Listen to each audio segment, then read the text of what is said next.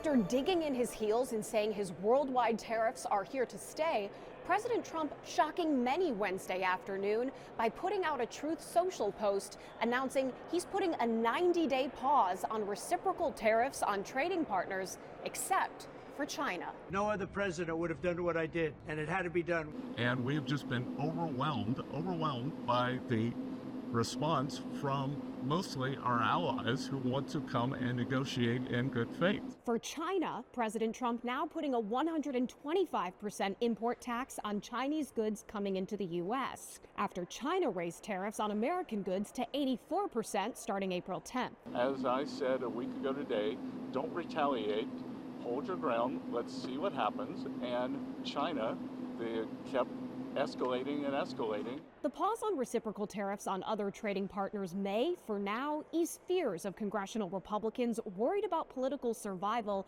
as their constituents are already worried about taking a financial hit. As I talk to my farmers, there's a lot of anxiety, a lot of stress, a lot of uncertainty, because when we get into a trade war, usually the first pawn in the trade war is agriculture. In his post, the president says, at some point, hopefully in the near future, China will realize that the days of ripping off the USA and other countries is no longer sustainable or acceptable. China said Tuesday, should the U.S. persist in this reckless course, China will respond resolutely until the end.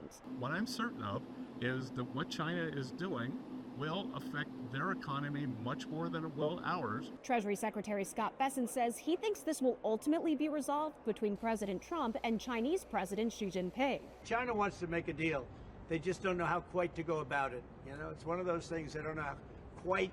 They're proud people. But that could be complicated by even more tariffs just around the corner. So we're going to be announcing very shortly a major tariff on pharmaceuticals, and when they hear that, they will leave China, they will leave other places. Trump's pause caught many here in Congress off guard. Top Senate Democrat Chuck Schumer called it all chaos and said the president essentially caved to market pressure.